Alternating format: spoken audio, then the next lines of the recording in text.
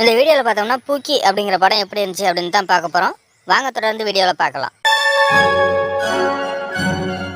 அளவுக்கு அதிகமான லவ் இருக்கிறப்ப அவங்க சில காரணத்தால் பிரிஞ்சாலும் எப்படி அவங்க திரும்பவும் ஒன்று சேர்றாங்க அப்படிங்கிறது தான் கதையாக வச்சு இந்த திரைக்கதையை ஃபுல்லாக மூவ் பண்ணியிருக்கிறாங்க அப்படிங்கிற மாதிரி தான் அமைஞ்சிருக்குது. பொதுவாகவே லவ் அப்படின்னா ஒன்று சேரணும், அப்படி இல்லைன்னா பிரியணும் அப்படிங்கிற மாதிரி தான் எல்லாத்தோடைய லவ்வுமே இருக்கும். அதே மாதிரி தான் இருக்கிறப்ப இது ரெண்டில் ஏதாவது ஒன்று தான் நடக்கும் அப்படிங்கிற ஒரு விறுவிறுப்பில் தான் படம் பார்க்குற மாதிரி இருந்துச்சு. அப்படி இருந்தாலுமே படம் ரொம்ப ஸ்லோவாக போச்சு அப்படிங்கிற மாதிரி ஒரு சுச்சுவேஷன் அமைஞ்சுது.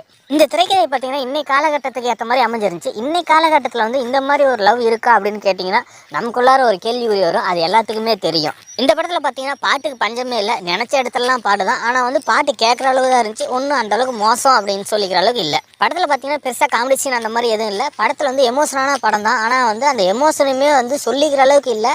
ஒரு மேலோட்டமான சுச்சுவேஷனில் தான் அமைஞ்சிருக்குது. அதாவது இன்னைக்கு காலகட்டத்தில் பார்த்தீங்கன்னா எந்த ஒரு எமோஷனுமே ஒரு வட்டத்துக்குள்ளார வாழ்கிறோம் அப்படிங்கிறத இந்த படம் தெளிவாக நமக்கு உணர்த்தி இருக்குது. சரி, ஓகே, இதெல்லாம் போகட்டும். இந்த படம் எங்கேருந்து ஆரம்பிக்குது அப்படின்னு பார்த்தோம்னா, திக் லவர்ஸ் பார்த்தீங்கன்னா ரோட்டில் ஏதோ சில காரணத்தால் சண்டை போடுறாங்க. அந்த இடத்துல பார்த்தீங்கன்னா ரெண்டு பேரும் கோச்சிட்டு அவங்க வேலையை பார்க்க போயிடுறாங்க. ரெண்டு பேருமே பார்த்தீங்கன்னா தன்னுடைய லவரை மறக்கிறதுக்காக பல முயற்சிகள்லாம் எடுக்கிறாங்க. என்ன அப்படின்னு கேட்டிங்கன்னா, ஃபர்ஸ்ட் பையன் சைடு என்னென்ன முயற்சி எடுக்கிறான் அப்படின்னு பார்த்தோம்னா, படம் பார்க்குறது, பைக்கில் ரைட் போகிறது, அது மட்டும் இல்லாத ஃபேமிலி சர்க்கிளில் ஏதோ ஃபங்க்ஷன்னா அட்டன் பண்ணுறது, அம்மா கூடையோட இல்லை ஃபேமிலி கூடையோடையோ போய் அட்டன் பண்ணுறது. இந்த மாதிரி அவர் வாழ்ந்துட்டு இருக்காப்படி. அப்படி இருந்தாலுமே தன்னுடைய லவரை மறக்கிறதுக்கு ரொம்ப முடியாத கஷ்டப்படுறா. அப்படி இதே பொண்ணு சைடு பார்த்தீங்கன்னா ஃபுட்டு, ஷாப்பிங், மேக்கப் இதை மாதிரி மட்டும் பார்த்துக்கிட்டு ஒரு கட்டத்துக்கு மேலே ஆன்மீகத்துலேயும் உள்ற போகலாம் அப்படின்ட்டு என்ன உள்ளரையும் போயிடுறாங்க. இவங்களும் இந்த மாதிரி பல முயற்சி எடுத்தாலும் தன்னுடைய லவரை மறக்க முடியாது. இவங்களும் கஷ்டப்படுறாங்க. ரெண்டு பேருமே பேசிக்கல அப்படிங்கிற பட்சத்தில் இருந்தாலும் அவங்களுடைய சோசியல் மீடியாவில் ரெண்டு பேருமே ஆக்டிவாக இருக்கிறாங்க. அதனால் ரெண்டு பேர்த்தோட இமேஜுமே ஷேர் ஆகுது. இருந்தாலும் அவங்க வெளியே வரதுக்கு விரும்பலை. ஒரு கட்டத்துக்கு மேலே பார்த்தீங்கன்னா ரெண்டு பேர்த்துக்குமே ஒரு துணை கிடைக்கிது. அதனால் பார்த்தீங்கன்னா சோசியல் மீடியாவிலேருந்து வெளியே வந்துடலாம் அப்படின்ட்டு நினச்சிட்டு ரெண்டு பேருமே சோசியல் மீடியாவிலேருந்து ரெண்டு பேருமே அன்ஃபாலோ பண்ணிக்கிறாங்க.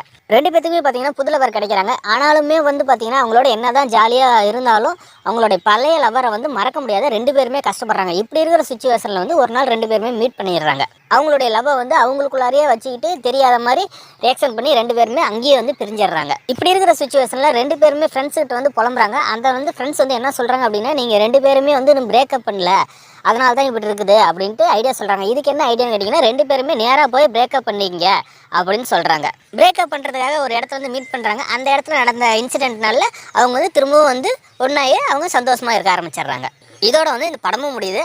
ஒரு பிரேக்கப் அப்படின்னா உனக்கும் எனக்கும் பிடிக்கல அப்படின்ட்டு சண்டை போட்டு பிரியறதே ஒரு பிரேக்கப் தான். ஆனால் இந்த படத்தில் என்ன சொல்கிறாங்கன்னா, ரெண்டு பேரும் பேசி மனப்பூர்வமாக பிரிஞ்சு வரணும் அப்படிங்கிறதான் இந்த இடத்துல ஒரு ஏற்றக்கூடிய விஷயமா அமையலை அப்படிங்கிற மாதிரி சொல்ல முடியும். எவ்வளோதான் மாடர்ன் டெக்னாலஜி இன்னைக்கு காலகட்டத்துக்கு ஏற்ப இந்த படத்தை எடுத்திருந்தாலும் இன்னும் மக்கள் மாறல அப்படிங்கிறத ஒரு விஷயத்து மூலியமாக ப்ரூஃப் பண்ணியிருக்காங்க. அது என்ன அப்படின்னு கேட்டிங்கன்னா, அவங்களுடைய சொந்த மகளுக்கு மேரேஜ் பண்ணுறப்ப தன்னுடைய ஆட்கள், அதாவது அவங்களுடைய கேஸ்ட்லேயே மேரேஜ் பண்ணி கொடுக்குறது தான் சரியாக இருக்கும் அப்படிங்கிற ஒரு எண்ணம் இன்னும் மக்கள் மனசில் பரவலாக இருக்குது அப்படிங்கிறத அவங்க ஆணித்தரமாக சொல்லியிருக்கிறாங்க. அதுக்குண்டான டைலாக்ஸையும் இந்த படத்தில் தெளிவாக அமைச்சிருக்கிறாங்க அப்படிங்கிற மாதிரி சொல்லலாம். சரி, ஓகே, இந்த படத்தை யாரெல்லாம் பார்க்க அப்படின்னு கேட்டிங்கன்னா, என்னை பொறுத்தவரை இந்த படம் சின்னவங்க, பெரியவங்க, ஃபேமிலி, ஃப்ரெண்ட்ஸ், லவர்ஸ் எல்லாருமே போய் பார்க்கலாம் அப்படிங்கிற மாதிரி தான் என்னால் சொல்ல முடியும். இந்த படத்தில் ட்விஸ்ட்டு அவங்க சொதப்பிட்டாங்க அப்படின்னு தான் என்னால் சொல்ல முடியும். ஏன்னா பிரேக்கப் ஆயிடுச்சுனாவே அவங்க வேலையை அவங்கவுங்க பார்ப்பாங்க. அப்படி இருக்கிற பட்சத்தில் திரும்பவும் நம்ம போய் மீட் பண்ணி நம்ம பிரேக்கப் சொல்லணும், பிரேக்கப் சொன்னால் தான் அது பிரேக்கப் அப்படிங்கிற ஒரு சுச்சுவேஷன் எனக்கு பர்சனலாக பிடிக்கல அப்படிங்கிற மாதிரி தான் சொல்ல முடியும்.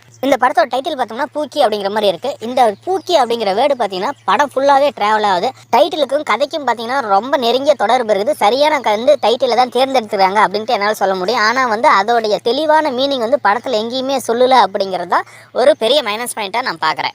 இந்த படத்தில் பூக்கி அப்படிங்கிற வேர்டுக்கு ஏதோ ஒரு இடத்துல ஒரு டைரெக்டான மீனிங் சொல்லியிருந்தா நமக்கு கொஞ்சம் பெட்டராக ஃபீல் பண்ணியிருக்கலாம் அப்படிங்கிற மாதிரி தான் இருக்குது. ஏன் அப்படின்னு கேட்டிங்கன்னா, அந்த வேர்டுக்கு மீனிங்கே தெரியாதான் நிறைய பேர் நாமளே படம் பார்க்குற சுச்சுவேஷன் இருக்குது. தொடர்ந்து அடுத்த வீடியோவில் சந்திப்போம். நன்றி, வணக்கம்.